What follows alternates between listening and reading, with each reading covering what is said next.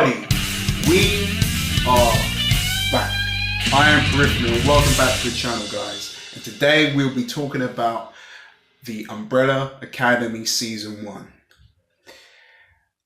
So, just before we get started, again, thank you to we've got some new subscribers here on this channel.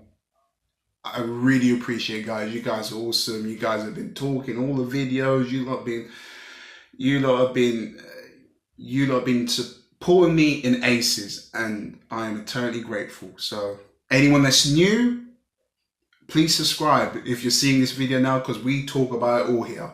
So yeah, thank you. And let's dive into this. So let's start with my unpopular opinions about the Umbrella Academy, the things that didn't quite resonate with me. Nothing can be perfect and nothing can be terrible. So the relationship between Cha-Cha and Hazel,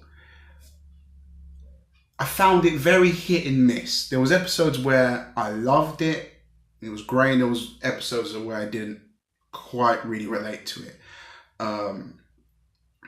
And you know, I think the actor playing Hazel, he was great throughout, and he's the same actor, and he is in Mindhunter as well.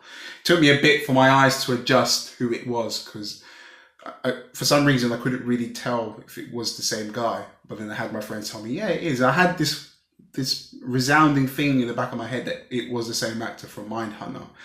And it just shows how creepy he was in that show. But that's a story. That's another story for another time. But yeah, I just felt like as if with Cha-Cha,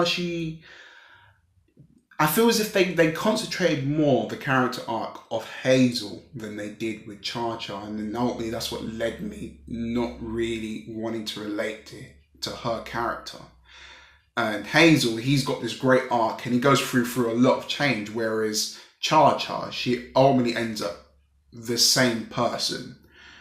There's no perspective, or there's no worldview change with her, and it's a little bit annoying. You know, her performance, again, I just didn't know how to feel about her performance as well. I felt like as if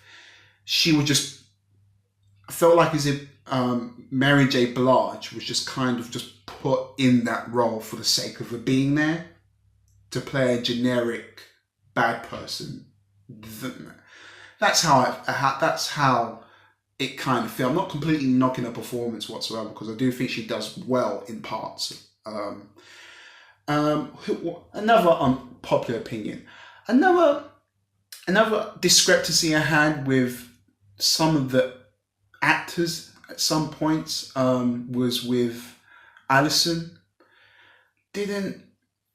Again, like I felt like as if there was episodes where she was doing her thing, and then there was episodes where I was just like, oh, she stopped talking already. Like, you know, and I felt as if her character arc was a bit muddled, a little bit. And yeah, that's ultimately my discrepancy there. And I felt as if the ending was slightly anticlimactic. You know, we had this whole debacle of, you know, how are we gonna solve it, how are we gonna do it, how are we gonna come out on top, and the way they ended just kind of leaves you scratching your head a little bit, in my opinion. You know, I can see people loving it, obviously. I don't know, maybe I don't know, I don't know why in my head I was thinking about some kind of punch up, you know. But yeah, that was my I think I've given 2 or 3 of my unpopular opinions, but other than that, this show is great. This show is great. Imagine X-Men Days of Future Past cross-merged with One Flew Over the Cuckoo's Nest. You would get the Umbrella Academy. And yeah, like Tom Hopper, is this his name? Yes, Tom Hopper. He as Luthor was brilliant, and every time I looked at him, I could see this resemblance of Steve Rogers of Captain America. Like the resemblance between those two characters and the way they are, it's like uncanny, you know. Um, and he does a great job. He played his character to a T, and I really do commend him for his performance. Um, Klaus, yes. So Klaus as Robert Sheehan. Robert Sheehan playing Klaus. If I was an executive producer at DC and I'm trying to think about my long-term goal in terms of the DCU and where I'm going to go, I would have him play the Joker, because Robert Sheehan as Klaus is absolutely captivating. It doesn't matter what he does. He could breathe. He's captivating. The way that he flaunts his body, the way his physicality, it's all played to a T. He done a great job. Some of the best acting you will see from him, and I'm hopefully in the future we will get to see him do some more great performances. And he's really, Robert Sheehan is really shining in the Umbrella Academy. He done a great job, and fingers crossed down the line he will be given some more roles for him to play with, because I think that he has amazing potential and he's showing everyone what he's capable of doing, and I think he's a great actor. Ellen Page, she carries such like a humility with her, and and you wanna root for her because she's so flawed and the things that she's had to go through with in her life. It's like every time that she talks, she's like on the edge of crying. You can't help but feel an emotion when she talks. So this as well for her. This is the best acting that I've seen her do in a very long time. And it's great to see, and I'm looking forward to what she does in season 2 and in the future. You should watch this show alone for Ellen Page's immense acting. Number 5, the actor does a great job of embodying this old man that is in a young body, and it's hilarious to see. He's going around drinking and beating people up in restaurants, and it's great. His character adds that level of exuberance to the show, and it's a great dynamic to have in the Umbrella Academy. And I really liked what that young actor done with his role. Pogo. It's all about Pogo. Pogo was cool, man. Netflix really, pulled out all the stops for that character. They must have spent like a crazy budget just alone on him, and he was a good fold in there as well. Hargreaves, as the mentor in the actual Umbrella Academy, he served a lot of purpose. In the beginning, he comes across as this kind of maniacal douchebag, and near the end, you kind of see that everything that he was doing in the beginning is kind of justified near the end of the story.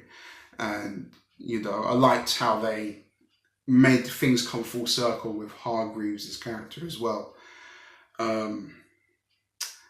But yeah, it was I think, and going back to Vanya very quickly, this for me, spoiler alert, if you have not seen The Umbrella Academy, go to Netflix. It's 10 episodes long.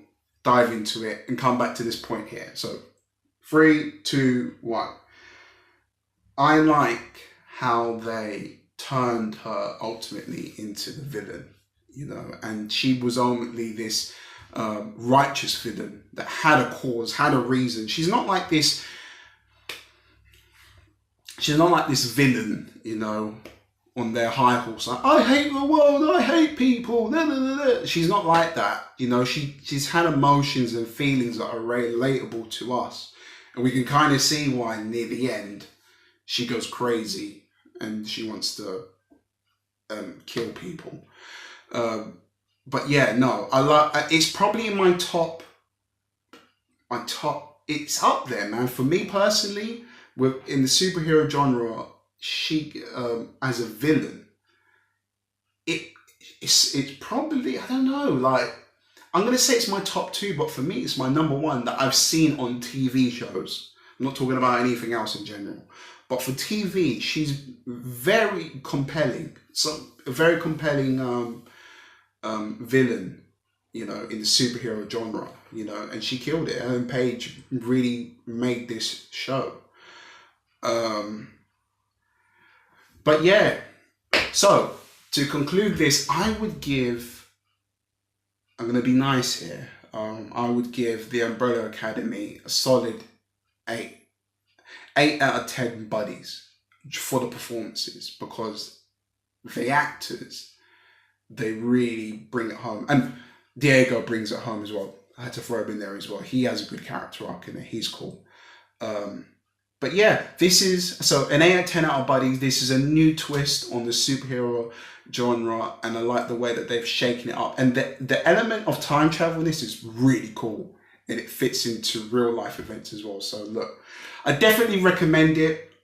Guys, if you like this video, smash that like button, like, comment, subscribe, and bada bing, bada boom. I'll see you in the next video.